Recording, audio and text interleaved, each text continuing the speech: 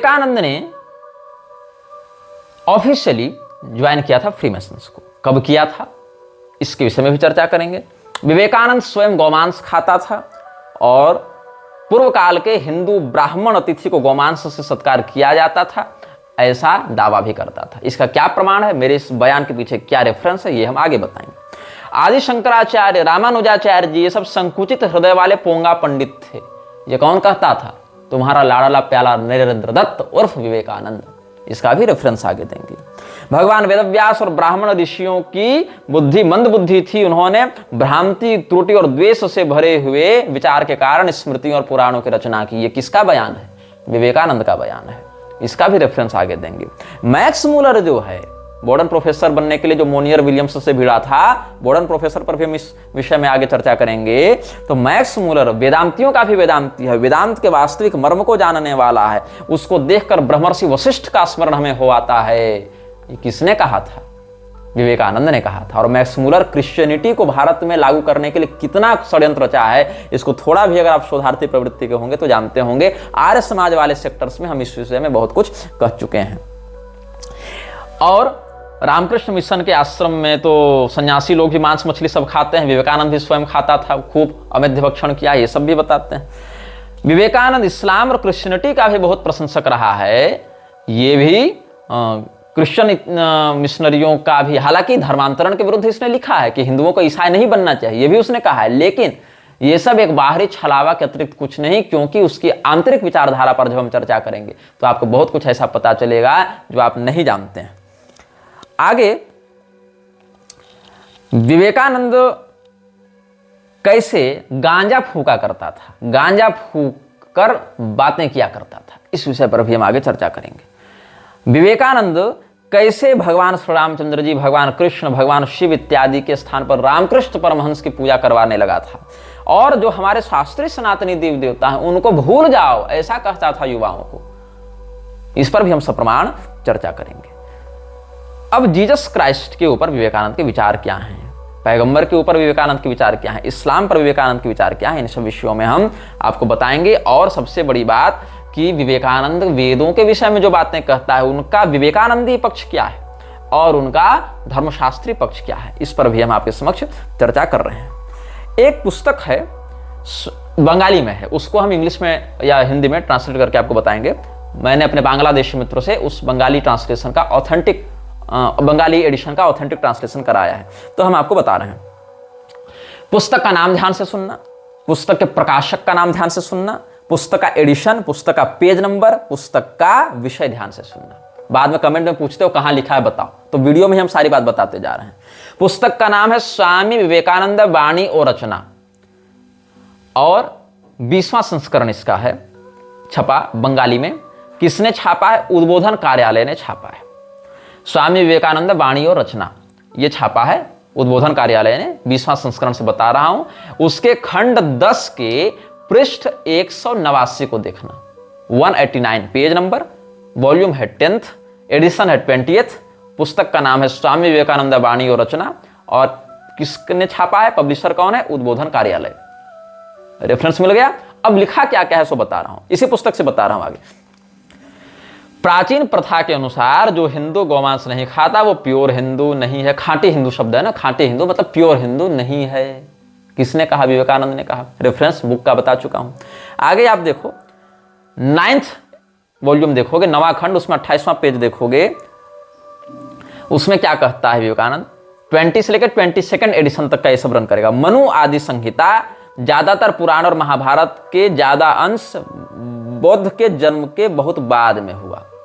मतलब कहने का अर्थ है इसका कि जो मनुस्मृति है और अधिक पुराण महाभारत के अधिकतर अंश बुद्ध के जन्म के बाद मिलावट करके जोड़ दिए गए। ये इस मूर्ख का प्रलाप है प्रक्षिप्तवादी विचारधारा को बढ़ाने के लिए, क्योंकि जॉन मूर भी मत परीक्षा में इसी बात को जोड़ दे रहा था कि ये सब प्रामाणिक नहीं है, ये सब तो बाद के लोगों ने जोड़ तोड़ दिया। इसीलिए विवेकानंद भी उसी विचारधारा को आगे बढ़ाने में लगा हुआ है। आगे देखो क्या कहता है, जो 9th वॉल्यूम है उसमें थोड़ा सा और आगे बढ़ोगे, इसी प्रकरण के आगे, ये तो 28वें पेज से बताया ना, तो स्वामी विवेकानंद वाणी और रचना पब्लिश बाय उद्बोधन कार्यालय, उसमें 22nd एडिशन को देखोगे, 9th खंड जो उसका है 9th वॉल्यूम, उसके 31st पेज को, 31वें पृष्ठ को देखोगे, वहां क्या लिखा है? वेदों में कहीं पर भी शूद्र के उपवीत की बात नहीं है। सूत्र सूत्र सूत्र मतलब धागा, रस्सी ना। वेदों में कहीं पर भी सूत्र के उपवीत की बात नहीं है, गोभिल गृह सूत्र में भी नहीं है। अब पूरे वेद के वांग्मय को हम अभी नहीं बताएंगे क्योंकि आवश्यक भी नहीं। यहाँ गोभिल गृह सूत्र में भी नहीं है ऐसा जो गोभिल गृह सूत्र का नाम लिया। अब हम वहां से आपको बताएंगे बाद में, पहले ये रेफरेंस दे रहे हैं, उसके बाद हम गोभिल गृह सूत्र पर भी आएंगे। ये क्या लिखता है विवेकानंद वाणी और रचना में, 9th वॉल्यूम, पेज देखना 71-72 में। शंकराचार्य की बुद्धि तीव्र थी लेकिन वह उदार नहीं थे। उन्होंने बौद्धों को तर्क में हराकर जला के मारा। उधर बौद्ध तो महान था। बौद्ध बहुजन सुखाय बहुजन हिताय की बात करते थे और एक छाग शिशु के प्राण त्याग करने को राजी थे। मतलब बकरा भी काट दो अगर, तो बौद्ध लोग उसको बचाने के लिए अपनी जान देने के लिए तैयार रहते थे और बहुजन सुखाय बहुजन हिताय की बात करते थे। और शंकराचार्य तीव्र बुद्धि का था लेकिन उदार बुद्धि का नहीं था, इसीलिए उसने बौद्धों को पहले हराया फिर जलाकर मार दिया। ये किसने कहा? ये विवेकानंद ने कहा। बहुजन हिताय बहुजन सुखाय ये बौद्ध कह रहे हैं, यहीं से बहुजन शब्द को लेकर ये लोग आ गए। विवेकानंद ने ही वामपंथी विचारधारा की नींव इस प्रकार से डाली है। कहीं का अर्थ कहीं जोड़ दिया और कोई भी आरोप कहीं पर लगा दिया। अब आगे देखो चंगेज खान के विषय में विवेकानंद के विचार, ये 9th वॉल्यूम में ही मिलेगा, पेज 190 में जाओगे तब इसी पुस्तक में। लोगों ने चंगेज खान को नीच और आक्रामकता बताया। मतलब लोगों ने, ये भाव है, बंगाली का ट्रांसलेट करके भाव बता रहा हूं। लोगों ने चंगेज खान को नीच और आक्रामकता कहा लेकिन ऐसा सत्य नहीं है। उन्हें उनके तरह महामानव व्यक्ति अर्थलोलुप नहीं होता। वो एकत्व के आदर्श में अनुप्राणित होकर दुनिया को एकत्व के ढांचे में डालने का प्रयास किया था। कौन? Genghis Khan. हाँ भाई, एकत्व तो बचेगा ना, जब अपने अलावा सबको मार दोगे तो अकेले बचोगे, तो एकत्व ही करोगे तुम। तो ये विवेकानंद ने चंगेज खान के लिए कहा है। अब आगे देखो इसी वॉल्यूम में, ये तो 190 पेज से बताया ना, 190 में से। अब 198 पेज पर जाओ तो वहां क्या कहता है? धर्माचार्यों के मध्य केवल मात्र बुद्ध और मोहम्मद के विषय में स्पष्ट ऐतिहासिक उल्लेख है। श्री कृष्ण के संबंध में मेरा संदेह है।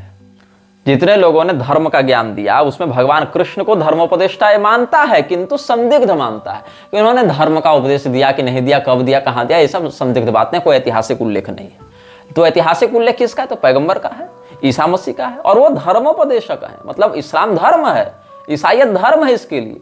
और जो वास्तव में आचार प्रभु धर्म धर्मस्य प्रभु रच्युत है उसको ये संदिग्ध मानता है विवेकानंद। अब सोच लो ये हिंदुओं के लिए काम कर रहा था कि किसके लिए काम कर रहा था? आगे और देखो पेज 316 वॉल्यूम 9th इसी पुस्तक में। वेदों में 4 युग का उल्लेख नहीं है, यह केवल पौराणिक युग की कल्पना मात्र है। तो कलिसंतरणोपनिषद क्या है फिर? कलिसंतरणोपनिषद के हरे राम हरे कृष्ण महामंत्र के आधार पर चैतन्य महाप्रभु ने इतना बड़ा आंदोलन बंगाल से ही प्रारंभ कर दिया और ये कलिसंतरणोपनिषद में जो युग व्यवस्था वर्णित है उसको ये नहीं मानता कि वेदों में 4 युग का उल्लेख है। ये विवेकानंद का वैदिक ज्ञान देख लो। मोहम्मद साम्यवाद का आचार्य है, ये विवेकानंद ने कहा है। कहां पर? 8th वॉल्यूम में पेज 194 देखना। स्वामी विवेकानंदेर वाणी और रचना, बंगाली एडिशन है, पब्लिश्ड बाय उद्बोधन कार्यालय। स्वामी विवेकानंदेर वाणी और रचना 8th वॉल्यूम 194 पेज में मोहम्मद साम्यवाद के आचार्य हैं, ये कह रहा है। और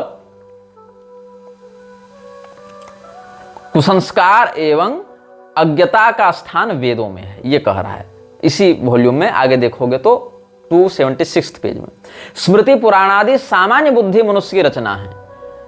भ्रम प्रमाद भेद बुद्धि और द्वेष बुद्धि से भरा हुआ है। इसमें जितना अंश उदार है वही ग्राह्य है, बाकी त्याज्य है। रामानुज शंकराचार्य आदि संकीर्ण हृदय के पंडित मात्र थे। ये विवेकानंद का बयान है। कहां छपा है ये? स्वामी विवेकानंदेर वाणी और रचना, पब्लिश्ड बाय उद्बोधन कार्यालय, बंगाली एडिशन से बता रहा हूं, 7th वॉल्यूम पेज 266। जब क्षत्रिय उपदेश करता था तब जाति वर्ण निर्विशेष सबको अधिकार दिया, और जब ब्राह्मणों ने कुछ लिखा तो अन्य सभी को वंचित किया। गीता में सभी के लिए अधिकार है और व्यास शूद्रों को वंचित करने के लिए वेदों को कपोलकल्पित अर्थ किया ब्रह्मसूत्र में। वेदों का कपोलकल्पित अर्थ किया ब्रह्मसूत्र में।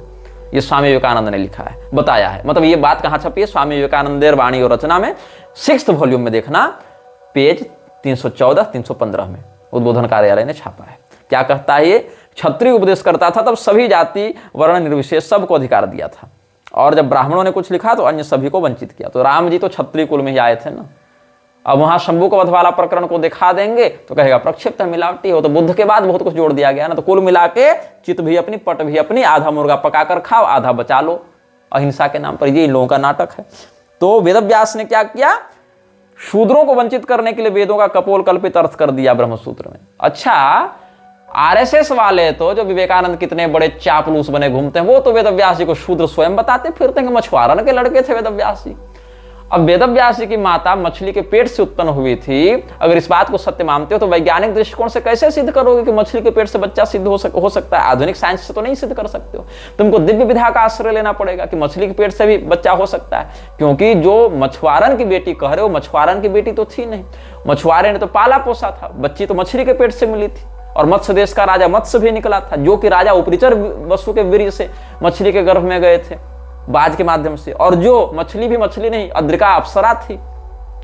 ये सब बातें, और ये सत्यवती जो है वो भी पिछले जन्म में अच्छोदा नाम की पितृकन्या थी, जिसको कानिन पुत्र के माध्यम से शाप विनिर्मुक्त होगा ऐसा उनके ही पिता अमावसु ने शाप दिया था। तो ये तो क्षत्रिय कन्या थी, मछुआरन थी नहीं। लेकिन आरएसएस वाले तो वेदव्यास जी को शूद्र बताते फिरते हैं और कहा मछुआरन के लड़के ने वेद लिखा।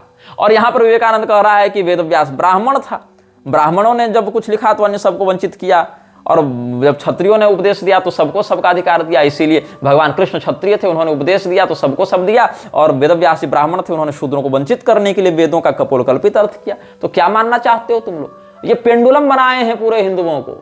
ये सब कोई दार्शनिक सैद्धांतिक वक्ता प्रवक्ता विद्वान नहीं है, सारे मूर्ख एजेंट हैं मृक्षराज के। यही है, इतने है विषय, और केवल इधर उधर की बातों को जोड़ तोड़कर मूल शास्त्रीय परंपरा के विरुद्ध जाकर बात करते हैं। जिन लोगों को वेदव्यास जी का, वाल्मीकि जी का शास्त्रीय रहस्य जाना ना हो, वो लोग पंडित गंगाधर पाठक मैथिल जी के लेखों को भी पढ़ सकते हैं इस विषय वाले। हालांकि शबरी प्रकरण में उन्होंने अतिवादिता कर दी है और प्रमाण प्रकरण विरुद्ध ही जाकर सब कुछ प्रलाप किया है। एक और कहते हैं कि धर्मशास्त्रों की परंपरा से अनभिज्ञ लोग शबरी को भील नहीं बताते हैं। ऊपर से स्वामी अप्पय दीक्षित जी ने, जो अद्वैती हुए हैं पूर्वाचार्य, और स्वामी वेदांत देशिक जी ने, दोनों ने शबरी जी को भील नहीं बताया है।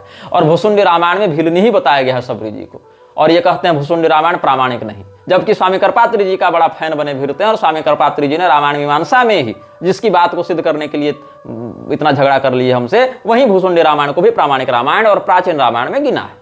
तो कुल मिलाकर यही 2-3 विषय में इनका पूरा का पूरा लेख खंडित हो जाता है। लेकिन चलो ठीक है, उस विषय को यहाँ हम नहीं घसीटेंगे अधिक। लेकिन वेदव्यास जी और वाल्मीकि जी पर, सूत जी पर इनका अच्छा लेख है, उसको पढ़ना चाहिए आप सबको। और संक्षेप में समझना चाहते हो तो हमारी पुस्तक उत्तरकांड प्रसंग एवं संन्यासाधिकार विमर्श में पढ़ लेना, अथवा वेबसाइट पर भी वेदव्यास वाल्मीकि बाय निग्रहाचार्य ऐसे सर्च करोगे तो वेबसाइट इत्यादि पर भी ऑनलाइन प्राप्त हो जाएगा। हमने अपने मुख्य चैनल पर बहुत पहले इस पर वीडियो भी बनाकर डाला हुआ है। अस्तु, अब शंकराचार्य महामनीषी था, लेकिन मुझको लगता है कि उनका हृदय मस्तिष्क के अनुरूप नहीं था, ये कहना है विवेकानंद का। 5th वॉल्यूम जो है स्वामी विवेकानंद वाणी और रचना, उसके पेज 123 से बता रहा हूं। भारत में एक काल था जब गौमांस भोजन न करने से किसी भी ब्राह्मण का ब्राह्मणत्व रहता ही नहीं था। मतलब ब्राह्मण को ब्राह्मण बने रहने के लिए गोमांस खाना अनिवार्य था। लेकिन विवेकानंद तो कह रहा था, जो संस्कृत की कोई चिट्ठी नहीं लिखा था जिसमें इमिटेशन ऑफ क्राइस्ट वाली पुस्तक भी भेजा था, जिसका वर्णन हम पहले कर चुके हैं, उस चिट्ठी में तो ये कह रहा था कि जन्मना वर्ण व्यवस्था नहीं है, कर्मणा है। तो ये कौन सा कर्म है जिसको ग्रहण कर लेने से, मांस खा लेने से, गोमांस खा लेने से व्यक्ति ब्राह्मण बन जाता है और ब्राह्मणत्व पुष्ट हो जाता है? ये कौन सा कर्म था भाई इसका? और वेदों का आश्रय लेकर बता रहा है कि वेदों में ऐसा होता है। वेदों में लिखा है, भारत में एक काल था जब गौमांस भोजन न करने से किसी भी ब्राह्मण का ब्राह्मणत्व नहीं रहता था। ये कहाँ छपा है? तो स्वामी विवेकानंदेर वाणी और रचना, 5th volume, page 48, Bengali edition, published by Udbodhan Karyalaya. Shankaracharya भी अपने मत के समर्थन के लिए ऐसा शास्त्र व्याख्या किया जो मुझे सही नहीं लगता। ये किसकी शब्दावली है? विवेकानंद की शब्दावली। कहाँ छपा है? 5th वॉल्यूम, स्वामी विवेकानंदेर वाणी और रचना, पेज नंबर 189। अब हम बात करते हैं सूत्र की, जो गोभिल गृह सूत्र का इसने नाम लिया कि वहां धागे के जनेऊ का वर्णन नहीं है। तो वास्तव में यह भ्रामक वक्तव्य है, क्योंकि जब आप गोभिल गृह सूत्र को देखेंगे तो मुख्य सूत्रों में जो उपनयन विधि है, 10वीं कंडिका, प्रथम प्रपाठक के 10वीं कंडिका में आप जाएंगे तो वहां पर उपनयन वाला जो सूत्र धारण का सूत्र है वो प्रत्यक्ष सूत्र के रूप में प्राप्त नहीं होता है। मेखला बंधन और कौपिन धारण, ये सब के लिए एक ही सूत्र से संकेत कर दिया गया कि आप मेखला धारण वाले से इसका कर लें, और टीकाकारों ने भी तद्वत ही व्याख्या की है। तो क्या यह कह दें कि सूत्र अनुपलब्ध होने के कारण उस प्रासंगिक भाव से हम धागे के जनेऊ को मान्यता ही नहीं देंगे? ऐसा नहीं है। जबकि धागे का जनेऊ पहनने के कारण इसी गुवाहाटी के कॉटन कॉलेज के प्रोफेसर पद्मनाथ को इसने इतना तिरस्कृत किया था, इतना जलील किया था विवेकानंद ने, कि पद्मनाथ ने अंत में कह दिया कि तुम विवेकानंद नहीं, तुम दयानंद सरस्वती हो गए, तुमसे बातें ही करना बेकार है, क्योंकि तुम थेथरे करोगे। यही उसका भाव था। तो सूत्र वाले यज्ञोपवीत के प्रति क्या घृणा थी विवेकानंद की, उसने कह दिया कि अरे तू तो ये क्या जनेऊ टांगा है धागे वाला, ये तो फारसियों सुधार लिया है क्या तुमने।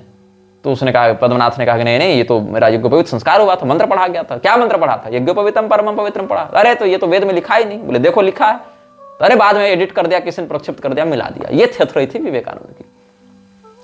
तो ये विवेकानंद वाला जो ज्ञान है, उस ज्ञान का हम पोस्टमार्टम करेंगे, इसके अविवेक को दिखाएंगे, विवेकानंद के अविवेक को श्री भागवतानंद दिखाएंगे। क्या कहेंगे? तो गोभिर गृह सूत्र का उपनयन प्रकरण जाने से पहले इसको 9 कंडिका पार करनी पड़ी होगी। अरे भैया पहले कंडिका का दूसरा सूत्र पढ़ लेते, पन्ना पलटने के जस्ट बाद वही सूत्र मिलेगा। सूत्र क्या है? पहले प्रपाठक के प्रथम कंडिका का दूसरा सूत्र है, यज्ञोपवीतिना चांतोदकेन कृत्यम। यज्ञोपवीत को धारण करके, याचमन इत्यादि को संपादित करके फिर आगे के कृत्य को करना है। तो यज्ञोपवीति व्यक्ति ही उस कृत्य को करेगा। तो ऐसा नहीं कि यज्ञोपवीत बाजार से खरीद कर टांग लिए, ऐसा नहीं है। उपनीतम उपवीतम ब्रह्मसूत्रम यथावद विहितम यस्यास्ति स यज्ञोपवीति।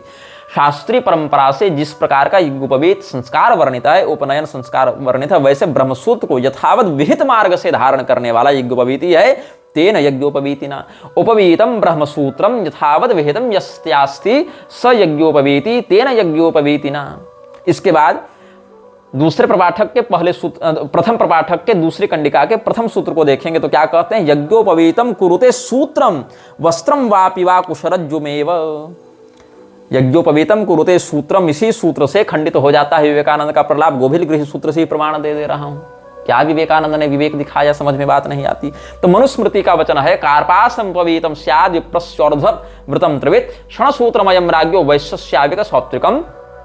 कपास के धागे से बने हुए सूत्र का ब्राह्मण प्रयोग करे और शन से, सन होते हैं ना, सन एक प्रकार की घास होती, पौधा होता है, उससे रेशा निकलते हैं, उस रेशा से धागे बनते हैं। तो सन से बने यज्ञोपवीत को क्षत्रिय, और भेड़ के बाल से मतलब ऊनी यज्ञोपवीत को धारण कौन करे? वैश्य। मतलब वैश्य जब जनेऊ धारण करेगा तो ऊनी यज्ञोपवीत धारण करेगा, ऊन से बने हुए। और सन से बने हुए को क्षत्रिय, और सूती यज्ञोपवीत को धारण करेगा कौन? ब्राह्मण। लेकिन वस्त्रों के लिए भी ये सब बातें बताई गई हैं, किंतु अभाव में कार्पास सबों के लिए प्रयुक्त हो जाता है। यह भी एक शास्त्रीय पक्ष प्राप्त होता है। और इसको धारण करने का क्या विधान है? तो देव कार्य और पितृ कार्य में अलग अलग है। देव कार्य में बाएं कंधे में यज्ञोपवीत रहता है और पितृ कार्य में दाएं कंधे में यज्ञोपवीत रहता है। इसको आगे के सूत्रों में स्पष्ट करते हैं। दक्षिणम बाहुमें धृत्य शिरोवधाय सव्यंशे प्रतिष्ठापयति दक्षिणम कक्षमवलंबम भवत्येवं यज्ञोपवीति भवति। दाहिने हाथ को उठाकर माथा में लपेटते हुए बाएं कंधे की ओर स्थापित करके उसको नीचे जो टांग ले, वह दक्षिण कांख से नीचे तक लटकाते हुए पहना जाता है। बाएं कंधे पर प्रतिष्ठित करके दाएं कांख की ओर से जिसको गिराया जाता है वह यज्ञोपवीति कहलाता है। और सव्यम बाहुमुद्धृत्य, बाएं हाथ को उठाकर शिरोवधाय, माथे के माध्यम से फिर दक्षिण से प्रतिष्ठापयति, दाहिने कंधे पर रखता है। और सव्यम कक्षमन्मवलंबम भवत्येवं प्राचीनावीति भवति। और फिर बाएं कांख की ओर से नीचे उसको गिराता है तो वह प्राचीनावीति कहलाता है। और पितृयज्ञ में मतलब जो श्राद्ध कर्मादि हैं उन सबों में पितृयज्ञ तेवं प्राचीनावीति भवति। ये गोभिल गृह सूत्र का मत है। तो ये कैसा विवेकानंद था, कैसा विवेक था जो वेदों के नाम पर इतने बड़े बड़े दावा करता था। और वहीं गोभिल गृह सूत्र से हमने 3 सूत्र यहीं दिखा दिए जो प्रारंभिक सूत्र ही हैं। वहां तक जाने की आपको आवश्यकता ही नहीं इतना समझने के लिए। तो इस प्रकार से हमने आपके समक्ष यह दिखाया कि ये इतना बड़ा भी विद्वान नहीं था जितना इसको बताया जाता है। और हमारे धर्मशास्त्रज्ञ प्राचीन आचार्यों के प्रति इस व्यक्ति की क्या विचारधारा थी आप समझ सकते हैं।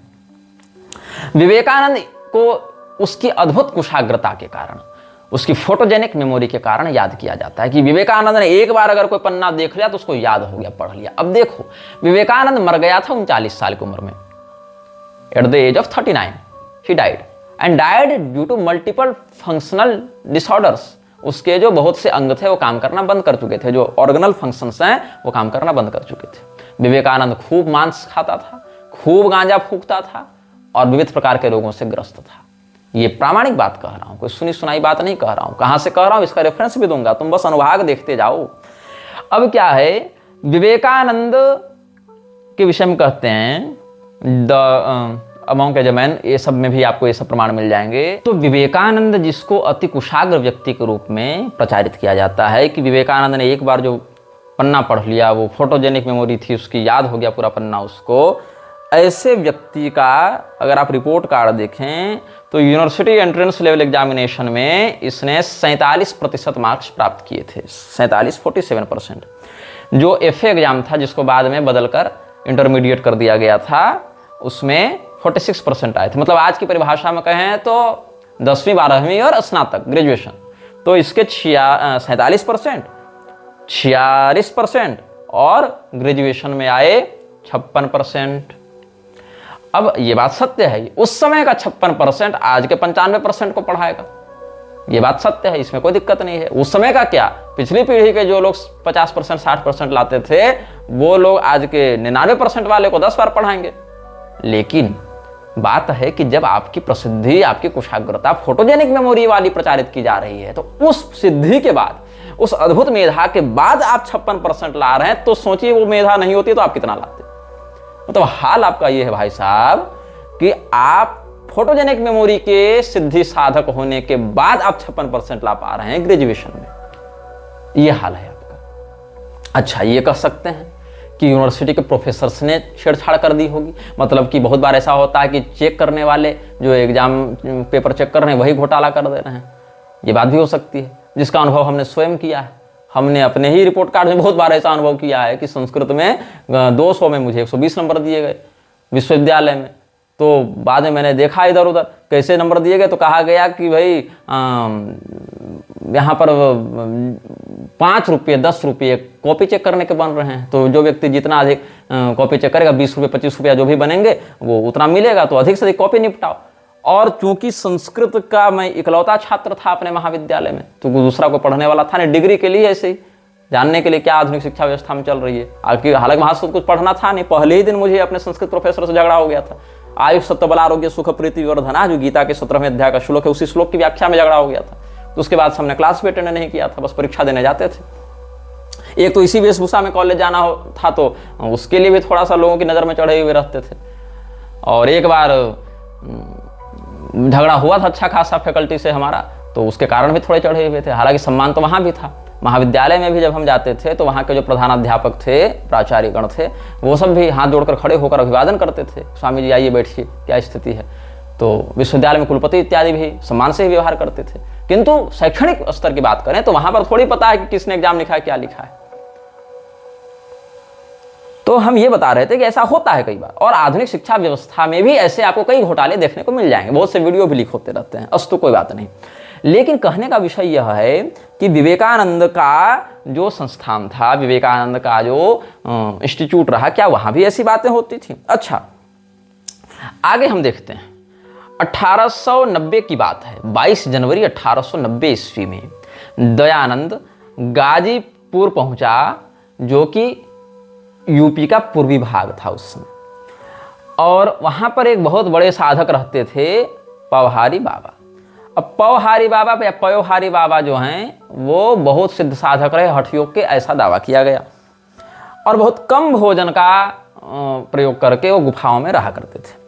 4 फरवरी को, ये 22 जनवरी की बात से उसको पता चला विवेकानंद को बाबा जी के बारे में, और 4 फरवरी को एक चिट्ठी लिखी है प्रमददास मित्रा को, किसने? विवेकानंद ने। और उसने कहा कि हम ऐसे महापुरुषों से मिले और हम इनसे दीक्षा लेना चाहते हैं और हम इनसे दीक्षा लेंगे। हालांकि इस समय रामकृष्ण परमहंस का परलोक गमन हो चुका था। तो विवेकानंद ने कहा अब हम नया गुरु बनाएंगे, हम तो भटक रहे हैं तो हम नया गुरु बनाएंगे। तो नया गुरु बनाने का जब इसने विचार किया तो 21 रातों तक ये उसके साथ रहा, पयोहारी बाबा के साथ। बाबा इसको योग अभ्यास सिखाते थे। अब विवेकानंद योगाभ्यास सीखने लगा। 21 रात के बाद ये कहता है कि नहीं नहीं, हम तुमसे दीक्षा न लेंगे, हम तुमसे योग नहीं सीखेंगे। क्यों नहीं सीखेंगे? तो हमारे गुरुजी रामकृष्ण परमहंस सपने में आकर बड़े उदास दिखे और कुछ कह नहीं रहे थे, बस हम उनको बड़ी उदास मुद्रा में देखे हैं, इसीलिए हमको आपसे दीक्षा लेने का मन नहीं है। हमको लगता है मेरे गुरुजी नहीं चाहते कि हम आपसे दीक्षा लें। ठीक है भैया, मत लो, जाओ यहाँ से। अब लिखता है I will now never go to any मियाँ नाउ, बाबा लोगों के पास अब हम नहीं जाएंगे। रामकृष्ण परमहंस ही हमारे अब एकमात्र गुरु रह गए, अब हमें पयोहारी बाबा से दीक्षा नहीं लेंगे। तो इसके पीछे लग सकता है आप लोगों को कि रामकृष्ण परमहंस के प्रति अनन्य निष्ठा होगी, सच्चा गुरु का सच्चा चेला होगा विवेकानंद। तो क्या ऐसी बात है? तो ऐसी बात का भी पोस्टमार्टम हम आगे व्यक्त करेंगे आप सबों के पास कि ऐसी बात नहीं थी। विवेकानंद को हठयोग में ही आलस्य आ रहा था और वो वहां से भागना चाहता था, इसीलिए रामकृष्ण परमहंस सपने में आकर उदास थे, ऐसा उसने बहाना किया। इसका क्या प्रमाण है, क्या संदर्भ है, ये सब भी हम आपको आगे बताएंगे। उससे पहले की बात बताऊं तो 1888 ईस्वी में ये आगरा से वृंदावन से आगरा के पैदल यात्रा पर था। एक व्यक्ति सड़क किनारे बैठा दिखा। सड़क किनारे एक व्यक्ति बैठा दिखा, क्या कर रहा है भैया? तो चिलम तैयार कर रहा है। अब चिलम तैयार कर रहा है, मस्त गांजा फूक रहा है, चिलम तैयार कर रहा है। विवेकानंद को उठी तलब, बोला अपन को भी चिलम मांगता है, अपन चिलम पिएगा, चिलम कहाँ मिलेगा, यही देगा। अब ये था सन्यासी के वेश में, जो कि सामान्यतः उस समय ब्राह्मण साधुओं की वेशभूषा थी, और ये व्यक्ति था शूद्र वर्ण का, जो चिलम फूक रहा था सड़क किनारे बैठकर, वो था शूद्र वर्ण का, भंगी जाति का था। तो इसने सोचा कि ये मेरी ओर क्यों आ रहा है, कहीं कोई लफड़ा ना हो जावे, कहीं कोई समस्या ना हो जावे। तो ये जब गया चिलम मांगने विवेकानंद उसके पास, तो कहा कि आप तो साधु हैं, महाराज यू आर साधु है ना, आई एम भंगी। उसने कहा मैं भंगी जाति का हूँ, आप साधु हैं तो आप मुझसे चिलम कैसे लेंगे? तो विवेकानंद ने क्या कहा, I am sanyasi, I have left all castes and family ties aside, why shouldn't I smoke a bhangi chillum. अरे हम सन्यासी हैं, हमने जाति बंधन तोड़ दिया, हमने परिवार बंधन तोड़ दिया, हम भंगी का चिलम क्यों नहीं पी सकते? तो सन्यासी बाबा परिवार का मोह तोड़ दिए, सन्यासी बाबा जाति बंधन तोड़ दिए, लेकिन सन्यासी बाबा चिलम का बंधन नहीं तोड़ सके। समझ गए? तो उस व्यक्ति ने सोचा ये साधु मेरे पास क्यों आ रहा है, मेरे पास तो कुछ नहीं है। विवेकानंद ने कहा असली माल तुम्हारे पास है, हम तो आएंगे तुम्हारे पास। तो मतलब यहां पर याद आते हैं अवध ओझा साहब कि ओ भाई साहब, ये होती है असली राजा वाली मेंटेलिटी। आप मान लीजिए कि आप राजा हैं ना, ये होती है असली राजा वाली मेंटेलिटी। भाई साहब क्या भांग पी के भंड पड़े हुए हैं और दुनिया आपको महर्षि महर्षि कह रही है। भारत का राष्ट्रपिता छोड़ो, राष्ट्रपितामह कह रहा है आर्य समाज दयानंद को। आप भांग पी के भंड पड़े हुए हैं, आपको दुनिया महर्षि बोल रही है, वेदों का उद्धारक बोल रही है, क्रांतिकारी बोल रही है, पाखंडियों का विध्वंसक बोल रही है, और उधर आपका चेहरा जगदीश्वरानंद छापे जा रहा है ताबड़तोड़ कि दयानंद सरस्वती तो आकाश में उड़ता था, और भाई साहब आप भंग के भंडई में एकदम पड़े हुए हैं। ये होती है साहब असली राजा वाली मेंटलिटी। इधर आप विवेकानंद हैं, नरेंद्र दत्त हैं, आप उधर सड़क किनारे चिलम फूंक कर आप भी भंड पड़े हुए हैं, और दुनिया आपको युवाओं का आदर्श बता रही है, दुनिया आपको महान वेदांती हिंदू धर्म का प्रचारक बता रही है। आप एकदम गांजा के नशे में कह दे रहे हैं कि असली वेदांती तो मैक्स मूलर है, वेदांतियों का भी वेदांती मैक्स मूलर है, और शंकराचार्य तो पोंगा पंडित था, और दुनिया जय जयकार कर रही है, आह क्या क्रांतिकारी वक्ता हमें प्राप्त हुआ है। आप कह रहे हैं कि मेरी मौत का उत्तरदायी ये हिंदू लोग हैं, इन लोगों ने मुझे कॉपिन पहनाकर मधुमेह का रोगी बना दिया। Yes, this is right. Vivekananda ने दावा किया था कि उसको डायबिटीज इसीलिए हुआ क्योंकि लोगों ने उसको अंडरवियर पहनने से रोक दिया और उसको कॉपिन पहना दिया, इसके लिए उसको डायबिटीज हो गया और वो मर रहा है। ये विवेकानंद का दावा था। कहां यह दावा किया गया, इसका भी प्रमाण आगे दूंगा, अभी बस सुनते जाओ, बहुत मजा आने वाला है। आपकी बात पर लोग विश्वास कर ले रहे हैं।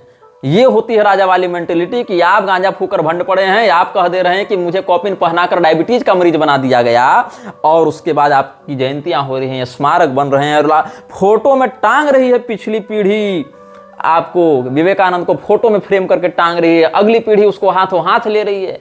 आज की पीढ़ी में IIT बाबा है, IIT बाबा ने IIT क्रैक किया है, ये IIT क्रैक बाबा है, ये केवल क्रैक बाबा है, पिछली पीढ़ी का बाबा है, ये नई पीढ़ी का बाबा है साहब। ये है आपका राजा वाला विचार, ये है राजा वाली मेंटेलिटी कि आप भांग पी के भंडासुर बने हुए हैं, इधर गांजा पी के फूंक के एकदम भंडासुर बने हुए, और दुनिया आपको महर्षि बता रही है, क्रांतिकारी बता रही है, योगी राज बता रही है। ये स्वैग है ना इन लोगों का। अरे क्या पारंपरिक आचार्य इस स्वैग को प्राप्त करेंगे?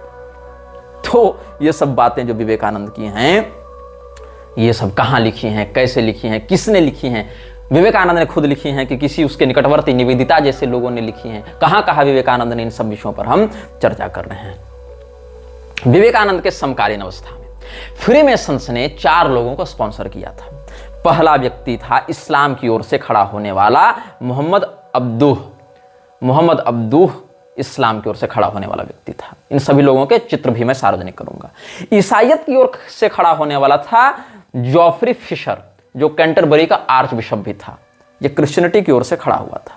जो जुडाइज्म यहूदियत का इजराइल ब्रॉडी था, वो चीफ रब्बी था उस समय, वो जुडाइज्म की ओर से फ्रीमेसन्स ने खड़ा किया था। एंड गेस व्हाट, हिंदुइज्म की ओर से सनातन धर्म की आड़ में कौन खड़ा किया गया था? स्वामी विवेकानंद। और फ्रीमेसन्स के अलग अलग लॉज ने इसको इनिशिएट किया था। जैसे जो मोहम्मद अब्दू था, उसको लॉज 1355 कायरो में, Kawkab al Sharq lodge 1355 Cairo में इनिशिएट किया गया था। और anchor and hope lodge number 1 Kolkata से इनिशिएट किया गया था स्वामी विवेकानंद को फ्रीमेसन्स के तहत। Old Reptonian lodge number 3725 London से इनिशिएट किया गया था archbishop of Canterbury Geoffrey Fisher को ईसाइयत की ओर से। और Duke of Sussex lodge number 48 Melbourne से यहूदियत की ओर से इजराइल ब्रॉडी को, जो चीफ रब्बी था, उसको प्रमोट किया गया था। ये 4 लोगों को खड़ा किया गया था। इसमें विवेकानंद के अलावा आपने कितनों के नाम सुने, लेकिन ये चारों एक ग्रुप के लिए काम कर रहे थे। 4 अलग अलग लॉज से इनिशिएट करके 4 अलग अलग मान्यताओं के ऊपर से लोगों को वक्ता बनाकर प्रमोट किया गया था। और विवेकानंद फ्रीमेसन्स का सदस्य कब बना, इसके विषय में हम आपको बता रहे हैं। विवेकानंद ने फ्रीमेसन्स ज्वाइन करने के लिए अप्लाई किया था 1884 ईस्वी के 19 फरवरी को। और जैसा कि हमने बताया है कि फ्रीमेसन्स, इल्यूमिनाती, म्लेच्छराज की संस्थाओं से जुड़े लोग कितनी डेमन समनिंग्स करते हैं, कितना कुछ करते हैं। क्या हुआ, 1884 ईस्वी के 19 फरवरी को नरेंद्र दत्त ने फ्रीमेसन्स बनने के लिए अप्लाई किया। और 20 फरवरी, 21 फरवरी, 22 फरवरी, जाते जाते 23 फरवरी 1984 को, मतलब एप्लीकेशन के 3 दिनों के बाद इसके पिता की, विश्वनाथ दत्त की मृत्यु हो गई। आप आज फ्रीमेसन्स के लिए अप्लाई करते हैं, 3 दिन बाद आपके पिताजी निकल लेते हैं, ठीक। लेकिन आपने फ्रीमेसन्स से संबंध नहीं तोड़ा। आप अप्रैल के 5 तारीख को, 5 अप्रैल 1884 को फ्रीमेसन की परीक्षा उत्तीर्ण करते हैं, फ्रीमेसन के एंट्रेंस को पास करते हैं। 15 अप्रैल 1884 को फेलोक्राफ्ट मेसन की आपको उपाधि दी जाती है। और 20 मई 1884 को आप मास्टर मेसन बन जाते हैं। अब विवेकानंद उर्फ नरेंद्रनाथ को, या नरेंद्रनाथ उर्फ विवेकानंद को यह प्राप्त हो गया। और influence of Vivekananda and Vedanta on Freemasonic ideas, इस नाम से तारकनाथ तरफदार ने एक पुस्तक भी लिखी है। अब विवेकानंद और फ्रीमेसन्स का जो संबंध है वो कोई छिपा हुआ संबंध नहीं है। आप थोड़ा सा भी शोधात्मक विचार रखते होंगे तो आप इसको बहुत सरलता से देख लेंगे, सार्वजनिक इन विषयों को आप जान जाएंगे। फ्रीमेसन्स के भारत में बहुत से लॉज हैं और हजारों प्रतिष्ठित लोग इनके अनुयायी भी बने हुए हैं।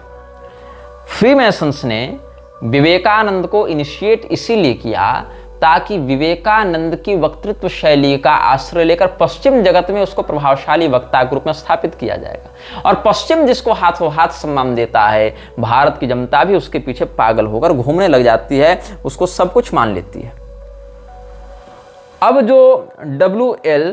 विमसर्स्ट ने लिखा है, WILMSHURST इसके नाम की वर्तनी, उसने पुस्तक लिखी है मीनिंग ऑफ मिशनरी। उसमें कोट मैं करना चाहूंगा उस पुस्तक से, the religions of the world to all aiming at teaching truth express that truth in different veg.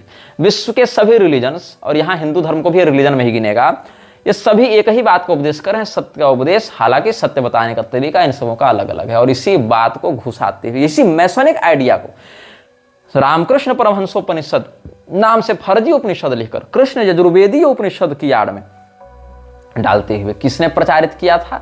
स्वामी हर्षानंद गिरी ने, जो कि रामकृष्ण मिशन का एक व्यक्ति है।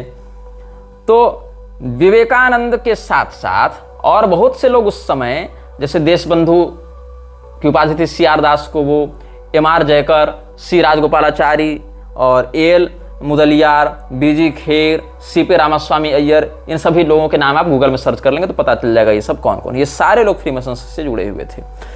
और जिस समय विवेकानंद को ऑफिशियली फ्रीमेसन्स की वेबसाइट पर अपलोड किया गया था, तो जस्टिस देवेंद्र गुप्ता, भारत की न्यायपालिका का जज, जो उस समय ग्रैंड लॉज ऑफ इंडिया का ग्रैंड मास्टर था, वो क्या कहता है, there are number of prominent Indians who have been Freemasons, the most important and revered of all of course is Swami Vivekananda, who is known to us as brother Narendra Datta. और विवेकानंद को सम्मानित करने के लिए, विवेकानंद को ग्लोरीफाई करने के लिए फ्रीमेसन्स ने एक और काम किया। मैसोनिक पीडिया में आपको ये मिल जाएगा, जैसे विकिपीडिया है ना, वैसे फ्रीमेसन्स के लिए मैसोनिक पीडिया है, और मैसोन इंडिया भी है भारतीय फ्रीमेसन्स के लिए। तो कन्याकुमारी लॉज विवेकानंद 254 ये 12 फरवरी 1985 ईस्वी को खोला गया, और नागपुर लॉज विवेकानंद के नाम से खोला गया 2 अप्रैल 2010 को। और आप जानें कि नागपुर में ही आरएसएस का मुख्यालय है। आरएसएस की स्थापना करवाने के लिए गायकवाड़ फैमिली ने बहुत जोर दिया है, और आरएसएस विवेकानंद का बहुत बड़ा पैरोकार भी है। विवेकानंद मैंने का पहले ये लोग अपने सदस्य के रूप में वर्णन करने से बचते थे, जैसे दयानंद सरस्वती का निकटवर्ती संबंध रहा है फ्रीमेसन्स से, किंतु दयानंद सरस्वती को ये लोग खुलेआम अपने अनुयायी के रूप में स्वीकार करना नहीं चाहते। वाया थियोसॉफिकल सोसाइटी ये स्वीकार करते हैं कि आर्यन मेसोनरी और थियोसॉफिकल सोसाइटी का आर्य समाज से संबंध है, लेकिन सीधे सीधे फ्रीमेसन्स बचता है ताकि हिंदुओं को भ्रमित करने में सुविधा हो। लेकिन विवेकानंद के समय लोगों ने खुद मांग की कि आप उसको अगर इनिशिएट किए तो उसको उचित सम्मान मिलना चाहिए, क्योंकि ऑफिशियली इसने रिचुअल्स में भाग लिया था। दयानंद ने ऑफिशियली फ्रीमेसन्स के रिचुअल्स में भाग नहीं लिया था, इसीलिए उस व्यक्ति को ये लोग आधिकारिक रूप से फ्रीमेसन्स का मेंबर नहीं बताना चाहते। हालांकि इन्फ्लुएंस्ड वही था, उसके जो ब्रांचेज थे, उसकी जो शाखाएं थी, उससे आर्य समाज जुड़ा हुआ है आंतरिक रूप से। और ये बात आर्य समाजियों को भी नहीं पता, बताओगे तो भड़क जाते हैं। उपदेशो मूर्खाणाम प्रकोपाय न शांत, यही चरितार्थ करते हुए। लेकिन विवेकानंद चूंकि इनिशिएट किया गया था ऑफिशियली एक लॉज के तहत, उसको इनिशिएट किया गया था anchor and hope number 1 Kolkata से, तो इसीलिए उसको ऑफिशियली इन्होंने अपनी वेबसाइट पर अपलोड भी किया था। और many brethren has requested that write up about Swami Vivekananda as a Freemason should appear in our website. ये रेवरेंड ब्रदर, पवित्र सम्मानित ब्रदर आर रत्ना स्वामी ने, फ्रीमेसनिक ब्रदर कहते हैं लोगों को ना, ये सब आप लोग नहीं कहते हैं ब्रो कोड, ब्रदर कोड और हेलो ब्रदर, हाय ब्रो। ये ब्रो कहां से आया है? फ्रीमेसन टर्मोलॉजी ही है ब्रो कहना। ये ब्रो मतलब ब्रदर और सिस मतलब सिस्टर वाला नहीं है। हर फ्रीमेसनरी अपने दूसरे फ्रीमेसनरी को ब्रदर ही कहता है, इसीलिए ये लोग स्वामी विवेकानंद की अपेक्षा ऑफिशियली नेम ब्रदर और उससे पहले आर लगाते हैं। आर मतलब रेवरेंड मतलब सम्मानित, आदरणीय, माननीय, महोदय। तो रेवरेंड ब्रदर नरेंद्रनाथ दत्त, तो R.ब्रो नरेंद्रनाथ दत्त, ऐसा ये लोग नाम लेते हैं फ्रीमेसन में। ये फ्रीमेसन्स का रिचुअल्स का एक कस्टम है, ये उनकी परिपाटी है लोगों को ब्रदर कहना। तो ये जो ब्रो का जो है ना, ब्रो कोड और ब्रो हर बात में लगाने का, ये फ्रीमेसनरी ट्रेंड ही है जो तुम्हारे अंदर घुसा हुआ है। तो इस प्रकार से और फ्रीमेसनरी का आप वेबसाइट देखेंगे तो यहाँ विवेकानंद के नाम से जो सेक्टर बना हुआ है, Grand laws of British Columbia and Yukon, यहाँ से आप देखेंगे तो Swami ji is the only Indian whose biography has been published by this lodge. ये भी आपको बात समझ में आएगी विवेकानंद को ग्लोरीफाई करने के लिए। और विवेकानंद की प्रतिमाएं भी इन लोगों ने आधिकारिक रूप से लगवाई हैं, और ब्रो नरेंद्रनाथ दत्त इस नाम से ही उसको लिखा गया है। Artist perception of Swami Vivekananda as Freemason, और ऊपर नाम लिखा है ब्रो नरेंद्रनाथ दत्त, ब्रदर। मैंने आपको बताया ना, हालांकि रेवरेंड नहीं लिखा है, आर नहीं लगाया है, लेकिन ठीक है। ऊपर फ्रीमेसन्स का लोगो है, बीच में विवेकानंद की मूर्ति है, और नीचे लिखा गया है ब्रो नरेंद्रनाथ दत्त। ये विवेकानंद का वास्तविक इतिहास है। स्वामी विवेकानंद फ्रीमेसन्स बने हैं, इसका वर्णन कहां मिलेगा? The life of Swami Vivekananda volume 1, और उसका हिंदी अनुवाद देखें, युग नायक विवेकानंद वॉल्यूम 1 पेज 80 क्या कहता है। और वहां पर आप देखें तो लाइफ ऑफ स्वामी विवेकानंद के पेज 117 और 118 में मिलेगा। Eastern and western disciples return by his eastern and western disciples, यहां मिलेगा। क्या वर्णन है इस पुस्तक में कि 19 फरवरी 1884 ईस्वी को नरेंद्रनाथ दत्त ने anchor and hope lodge number 234 को ज्वाइन किया, जो कि grand laws of India number 1 इस रैंकिंग के साथ चल रहा है, इस सीरियल के साथ चल रहा है, ज्वाइन किया। 3 दिन के बाद उसके पिता की मौत हो गई। वीसी बनर्जी और निमाय चंद्र बसु जो नरेंद्रनाथ दत्त के पिता विश्वनाथ दत्त के मित्र थे, उसमें वीसी बनर्जी तो पहले से फ्रीमेसन्स का सदस्य था, वही इस व्यक्ति को फ्रीमेसन्स में इनिशिएट करवाता है और इस लॉज के वे एक्टिव मेंबर्स भी थे। मतलब विवेकानंद के पिता के मित्रों ने ही विवेकानंद को घुसाया ब्रदर नरेंद्रनाथ दत्त के नाम से फ्रीमेसन्स में। After joining the Masonic Lodge, Narendranath Dutt passed their test on April 5, 1884 and was raised to the degree of Master Mason on May 20th of the same year. और यही कारण है कि इस घटना के 10 साल के बाद जब विवेकानंद शिकागो में कुछ समस्याओं का सामना कर रहा था तो जीसी कॉनर जो वहां फ्रीमेसनरी उच्चाधिकारी था, उसने शिकागो के फ्रीमेसन्स को निर्देश पत्र जारी किए थे कि विवेकानंद को किसी प्रकार की समस्या नहीं होनी चाहिए, विवेकानंद को हर प्रकार की सुविधा मुहैया कराई जाए। अच्छा, विवेकानंद कितना बड़ा झूठा था ये आप देखना जब इसने एक चिट्ठी लिखी है प्रोफेसर जॉन हेनरी राइट को। एक और खेतरी के राजा अजीत सिंह ने इसको अच्छी स्पॉन्सरशिप दी हुई थी, दूसरी ओर फ्रीमेसन्स इसको हाथों हाथ सपोर्ट कर रहे थे, लेकिन फिर भी विक्टिम कार्ड कैसे खेला है विवेकानंद ने। यह चिट्ठी लिखी गई थी डियरबॉर्न एवेन्यू 541 18 जून 1894, 18 जून 1894 को 541 डियरबॉर्न एवेन्यू से चिट्ठी लिखी थी विवेकानंद ने। किसको लिखी थी? प्रोफेसर जॉन हेनरी राइट को। क्या लिखता है? Dear adhyapak ji, excuse my delay in sending the other letters, I could not find them earlier, I am going to New York in a week. मतलब आपके पत्र हमको समय पर नहीं मिल पाए, इसीलिए हम समय पर उत्तर नहीं दे पाए, इसके लिए क्षमा कर दीजिएगा अध्यापक जी। प्रोफेसर साहब, हम 1 सप्ताह में न्यूयॉर्क जाने वाले हैं, हमको पता नहीं हम इधर वापस आएंगे कि नहीं आएंगे, इसीलिए चिट्ठियां यहाँ वापस मत भेजिएगा जब तक हम आपको दूसरा पता दूसरी चिट्ठी में नहीं बताते, हमसे पत्र व्यवहार मत कीजिएगा। ये सब आगे करते हुए मिसेस बैगली का इसने कुछ नाम लिया है और ये कहता है कि यहाँ पर मुझे बहुत सम्मान मिला, a complete stranger here without even credentials. यहाँ पर मुझे कोई पहचानता नहीं था, जानता नहीं था, सहयोग नहीं करने वाला था, मैं बिल्कुल अनजान व्यक्ति था यहाँ के लिए, और फिर भी आप लोगों ने मुझे बड़ा सम्मान दिया, सत्कार दिया। जो व्यक्ति 10 साल फ्रीमेसन्स का सदस्य रहा हो आधिकारिक रूप से, जिसको एकोमोडेशन देने के लिए फ्रीमेसन्स के उच्चाधिकारी चिट्ठी लिख रहे हैं, जीसी कॉनर जैसे लोग जो फ्रीमेसन्स के उच्चाधिकारी थे, वो शिकागो फ्रीमेसनरी को निर्देश दे रहे हैं कि विवेकानंद को किसी प्रकार की समस्या नहीं होनी चाहिए। वो क्या लिख रहा है कि हमको तो बड़ी समस्या यहाँ हो जाती, हम तो बड़े अनजान व्यक्ति हैं यहाँ के लोगों के लिए, हम तो स्ट्रेंजर हैं, कंप्लीट स्ट्रेंजर हैं हम यहाँ के लोगों के लिए। जबकि फ्रीमेसनरी जो ब्रदरहुड चलाती है, वहाँ कोई व्यक्ति किसी के लिए अनजान नहीं होता है, ये सारे लोग एक दूसरे सिंडिकेट से जुड़े हुए होते हैं। और यहाँ पर विवेकानंद कहता है मेरा बड़ा तिरस्कार किया गया लोगों के द्वारा जब उन्होंने भारतीय वेशभूषा में हमको देखा। ये सब बातों पर भी हम आगे सप्रमाण चर्चा करेंगे कि कब कहा, कहाँ कहा, किसके सामने कहा विवेकानंद ने। यह वीडियो जल्द ही हटा दिया जा सकता है, कृपया थर्ड पार्टी ऐप्स का उपयोग करके डाउनलोड करें। आप इस वीडियो को अपने चैनल पर फिर से अपलोड भी कर सकते हैं।